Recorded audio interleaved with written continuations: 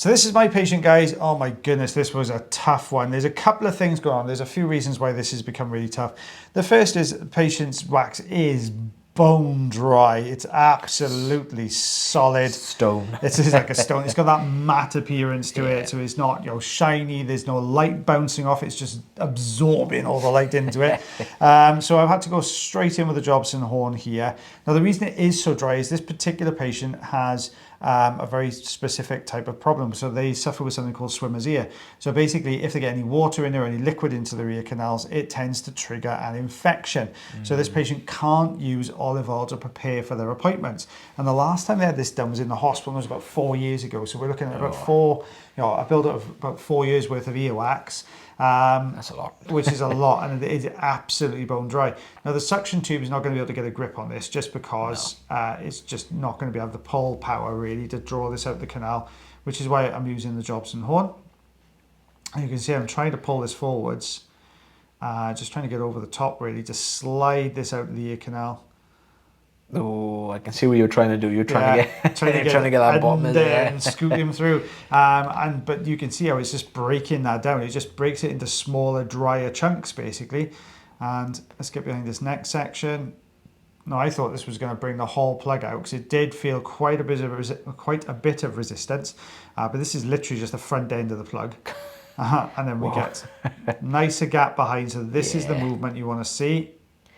That's what you're looking for when you start getting in there nice and easy. Yeah, you know you've got that gap behind it then. Otherwise, because you'll normally feel if you're pushing into another thick layer of wax when you'll feel that there's that not that much. There's a lot more resistance if there's just air behind it, basically.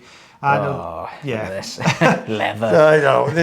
So this bit now. This is normally we would pop some olive oil in here to help us remove this dead, dry skin. But we've got a couple of things going on. We've actually got a piece of wax resting against the eardrum, which is very, very dry.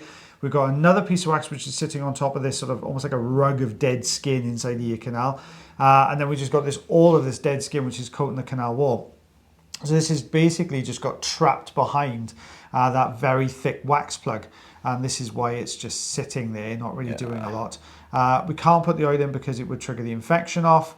So we are a little bit stuck as to what we can do here. We've just got to use a mixture of different tools to get this out.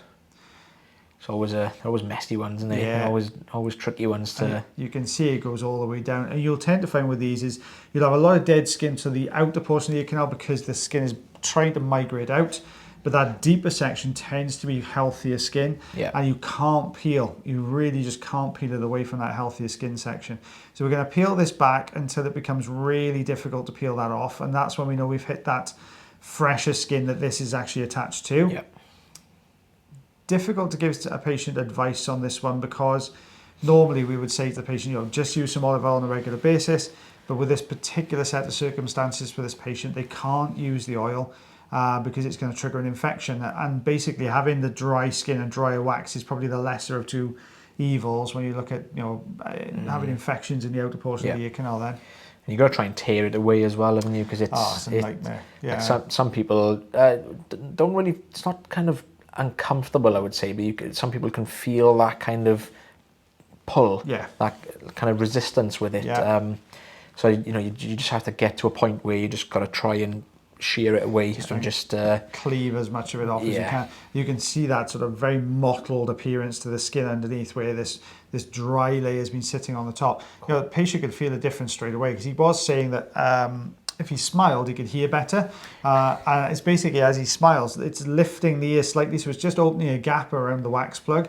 So he was out with friends on the weekend, and he was having to constantly smile the whole way through the conversation, no matter what they were saying, to be able to hear them well. It's just sitting with a big grin on your face. That's it. Yeah, someone's talking about a really sad story, and they're sitting there just to hear them. Like the Joker from Batman. Yeah. So we're just taking this last section here. Now I can see that we just taken a deeper section away from just in front of the eardrum. There is another piece down there. We could just see the leading edge of it. There you go. It's very thick old layer of skin, this one. Yeah. I was kind of expecting it to be worse with 4 years, to be honest. I've seen worse. Yeah, definitely. 4 years. for that amount, and because of the circumstances. Now we can see that little wax plug there. I'm just trying not to catch. There you go, there he is. Right down in there. So you can see this little flap of skin is just going to keep wanting to get in the way. So we're going to have to move this out of the way first and then just get over the top and grab it. Shoop. There we go. You can see those sort of flecks, almost like crystals in that wax there. And we talked about this the other day, didn't we? Where we said, you know, when wax is really old, it almost gets this sort of crystallized effect. Solid. Look at this. It's exactly the same on the other side, so it's not really going anywhere on this one. So Jobson horn straight away, just because it worked so well on the other side. Now, the patient hadn't really noticed any issues with this here, so they didn't really think they had any wax problem on this side. But it happens quite a lot, that, doesn't it? Yeah. And it's always the better one, which is harder to remove. Yeah, it is. It is. I think patients, because they don't think there's a problem, they don't treat it. Yeah. As with this patient, you couldn't treat it anyway. So it's but look at this. An iceberg. It is. Just coming on the end there. Nice. A really matte appearance to it. But luckily, the whole plug came out in one piece. But now we're left with, as with the first ear canal, we're left with this thick layer of dead skin here. Yeah, look at that. And you know, as much as you're tugging on this to try and pull it through, it just doesn't want to do it because you're struggling because you can't go up to the bigger suction tube because although it would give you a better suction grip, you're going to get a lot more clarinetting coming through. Oh yeah. So it's just a mixture here of you know, fine end and then crocodile forceps then as well.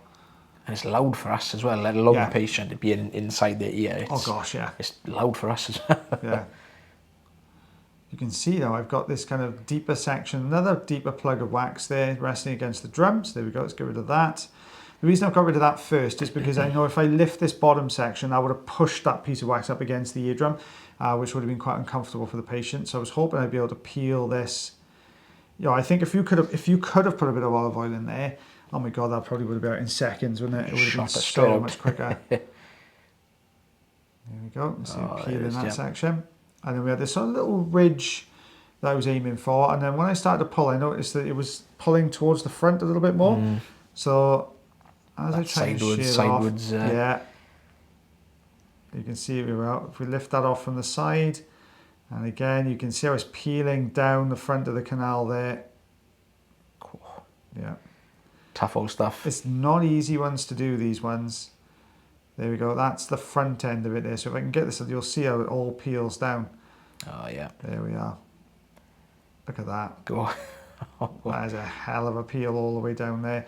We've kind of hit that top section there now. I'm just folding that in half, just so, because it was quite a thin, long section, that is guaranteed to clarinet.